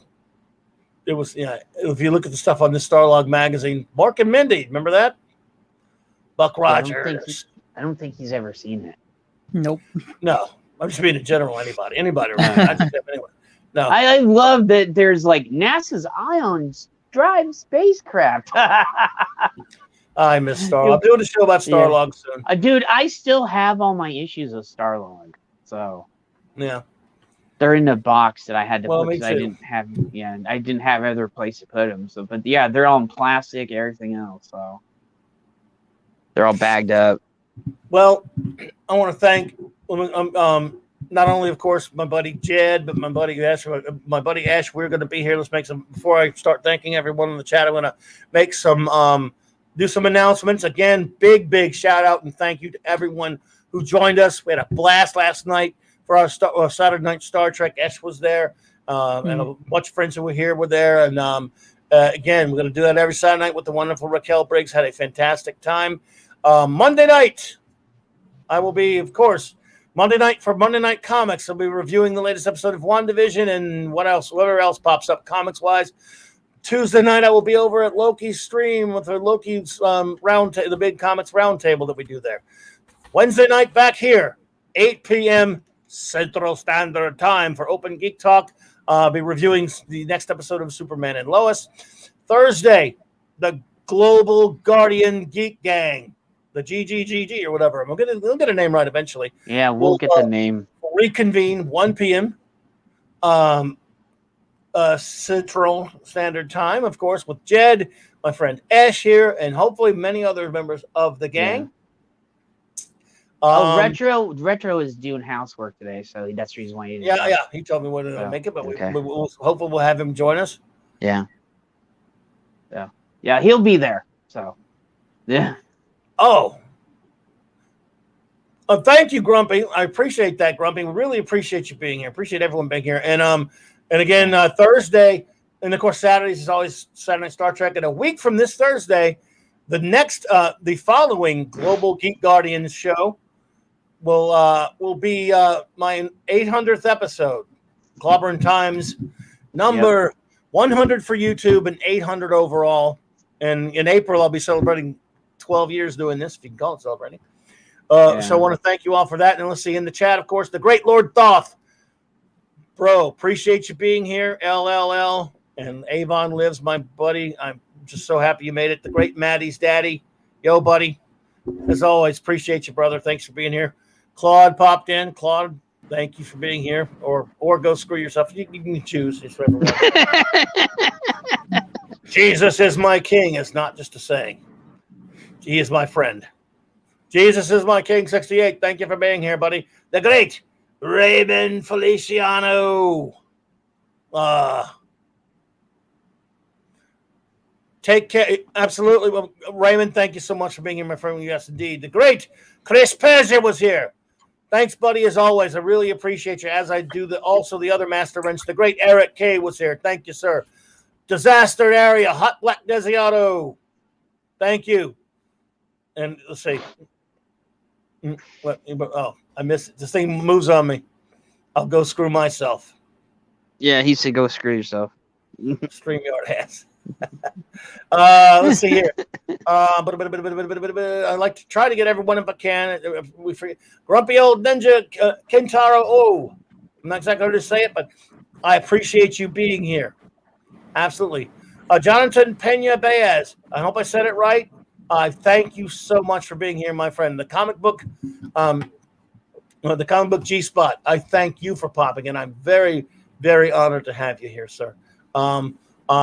The great Mark D with us, hey, buddy. Great to see you, as always. I really appreciate you, bud. Thank you for being here. Let's see who else we're here. We had so many great friends popping in and out. Oh, the wonderful Purple Valkyrie was here earlier. She probably is so late. She probably had to go sleep. So the beautiful Purple Valkyrie, thank you. We must again thank the great Stone Loki for popping in and hanging out with us for a while. We appreciate you, brother. Eastland Burkholder, always a pleasure, my friend. I really appreciate you being here. I'm trying to backtrack as much as I possibly can to remember everyone. I know a lot of great friends were here, and Alex James was here. Alex, thank you for being here, my friend. I appreciate you.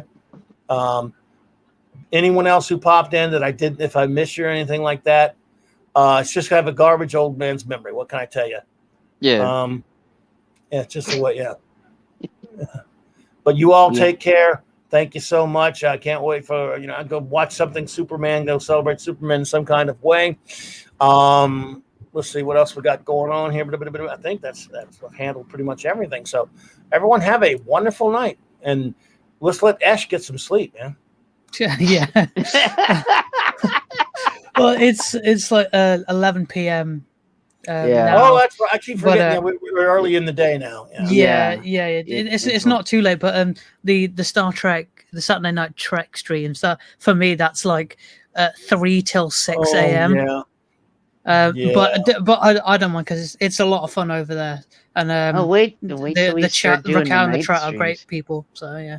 Well, we appreciate you. We really appreciate you hanging with us, Ash. I'm glad you enjoy. We have just so much fun with that chat. Yeah. So, Well, I'm watching like I think we're on season 2. Then we'll do season 3 of original series, and I haven't seen those, so you'll be getting my first reactions to those. Oh, that's fantastic. That's right. I forgot to tell. I forgot to tell Raquel. That's great. I love the segment where we all rate it. That's a lot of fun too. Yeah. Rate the episodes, and it's great stuff. Yeah, it is fun when we all rate the episodes at the end. Yeah, absolutely. It really is a lot of fun. So I appreciate you, Ash, for hanging out with us, man. You've been a good sport, buddy.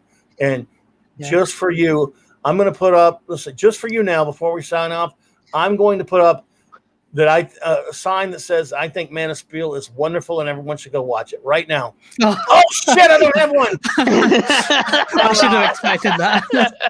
You knew that was coming. That was like the train coming down the road. I was like, wait, is he actually, you know what, just for you, I'll leave this up. There you go, Nick. Good old Nick Cage Superman. Oh, we're gonna have to cover that sucker up. There we go. So again, before we say goodnight, everyone, let's all remember the two gentlemen who gave us this show, gave it to us all, gave us Superman. Jerry Siegel and Joe Shuster. You were not treated well. You were treated horribly by the filth that was DC and comics of the time, but you gave the world an enduring legend. It's been around for 83 years. It'll be around one way or the other for 83 more. And it's brought so much wonder and joy into the world. These two kids from Cleveland. And there's never going to be possible for how many people who love this wonderful character to thank you. You're never going to ever get enough thanks for what you did, but we pay you tribute. Rest in peace, Siegel and Schuster, Rest in peace and rest on Krypton, my friends. Yeah. Love to you. Them. Love to them both. Yeah, God bless them both. They were just they gave us so much. Thank you, everyone. Have a great one.